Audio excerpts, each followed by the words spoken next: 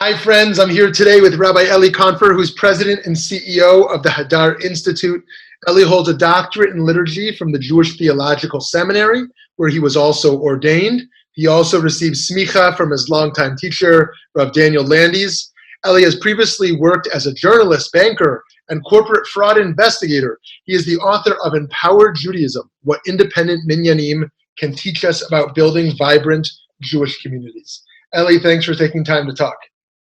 My pleasure. Thanks for having me. So to jump right in, your book Empowered Judaism is about 10 years old, and I wonder what has changed since you wrote that. Yeah, well, when I wrote Empowered Judaism, it was published back in early 2010. There were about 60 independent Minyanim nationwide, including a number of independent Minyanim around the world in Israel and other Jewish communities. And it really felt like a moment of growth and excitement around this model that is actually not so new of Jews getting together to pray on an independent basis. And I think what's changed over the last 10 years is both a shifting in terms of what was and seeing new seeds grow in other areas. So in terms of shifting what was, there were sort of big independent minyanim that are now the establishment. You have in sort of the major urban areas where Jews are, Boston, DC, New York, sort of West Coast cities, LA, San Francisco.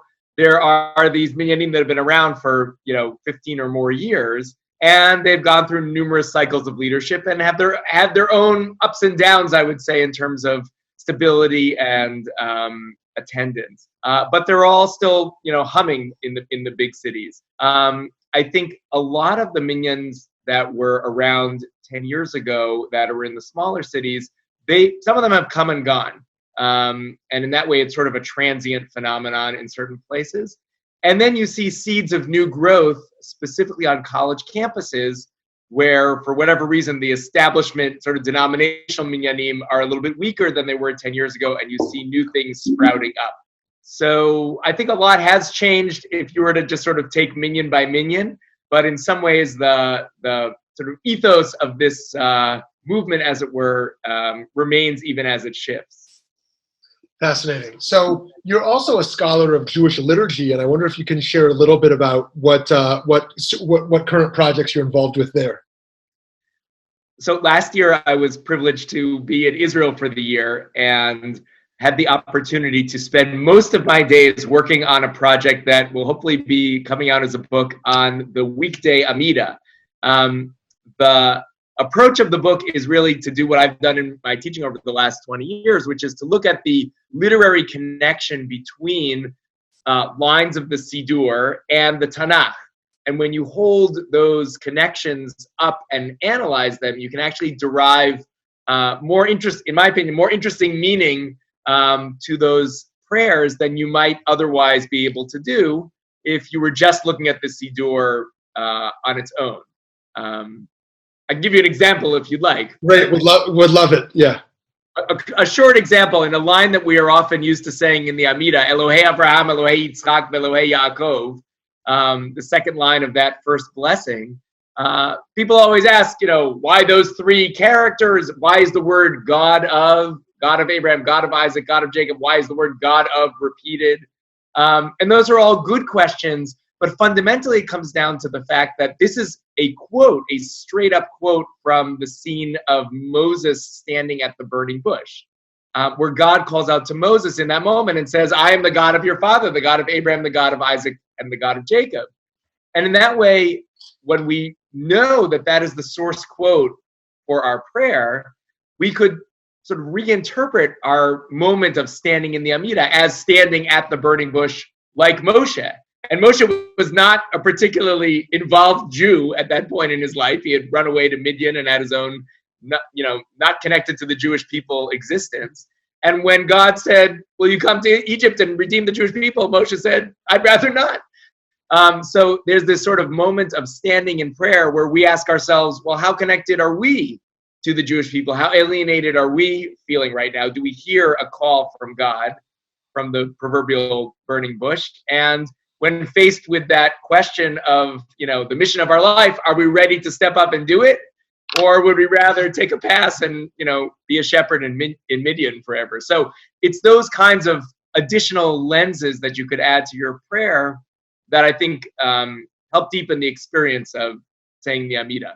By the way, why do you think we don't say Elohei Moshe?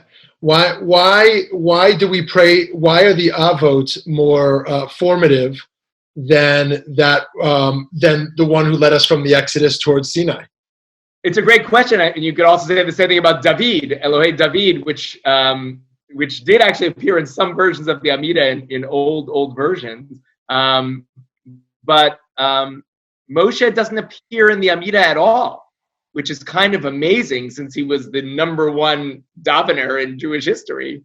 And that also might link to why is Moshe not in the Haggadah, even though he plays a major role in that story. There might have been some, we don't want to mention Moshe because he's too powerful a figure to say in our liturgy.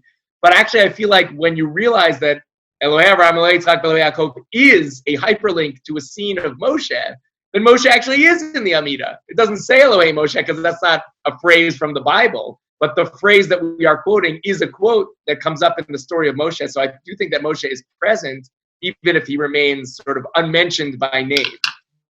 Amazing. So in your teaching of tefillah, of Jewish prayer, what do you find that most are seeking?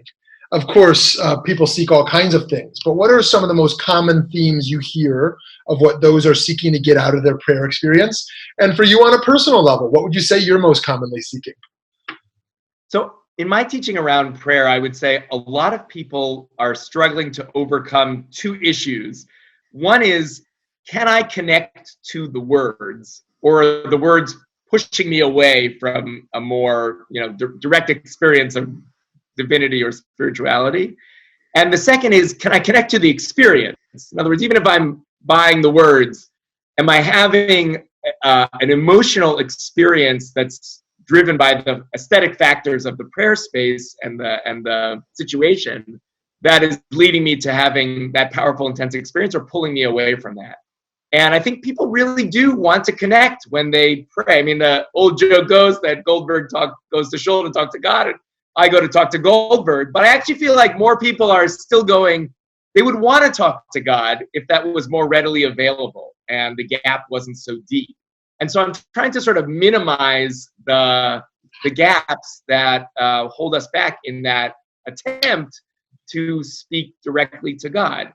I feel like when people connect to the words and don't dismiss them as old or irrelevant or even offensive, then you've overcome one barrier, which is, okay, I can at least say the words now. And then the aesthetics is a whole other can of worms. What kind of music is there? How is the leader oriented towards the daveners? What is the sound in the room? What's the visuals? What am I looking at? Who am I with in the room? All that stuff contributes to the experience of praying. And I really do feel like, prayer is something that is not just Jewish, as you know, it's a cross-human yearning. And I do feel like the Jewish people, like all people, many of them do want to pray. And so it's our responsibility as prayer leaders and facilitators to make that process as easy as possible for them. Amazing. So last question for you. How central do you think prayer should be to Jewish spiritual life, Jewish religiosity? And for those who kind of had an experience and burnt out or had a negative experience some time ago, would you make a case for them to try again? Yeah, well, I ended up starting an institution that is about Jewish learning. And when we started that, it wasn't just learning on its own sake, sort of disconnected from practice or community. It also involved prayer. That is to say, when you come to Yeshivat Hadar, you daven and you learn and you live Jewish life in community. And I think removing prayer from the formula, which was, originally formulated by Shimon HaTzadik, Torah Avodah and Gemilut Chasadim Avodah is probably temple worship in that original context, but has come to mean prayer.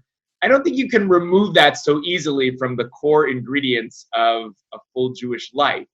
Now, that said, I think that, as you say, a lot of people have the experience of being burned out in prayer or just not connecting in a deep way. And I completely understand that. I myself have had large parts of my own life where I've struggled with that.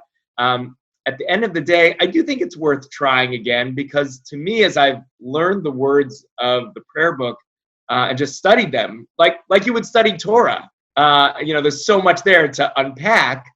That's true about the Siddur as well. And I've discovered that there is a lot to try again with. In other words, it's not just a push through it, you may not like it, but try it again exactly the same way and it'll work for you. It's more like there's a lot here that you didn't count on being there. And once we can uncover that, we could renew this relationship from the beginning.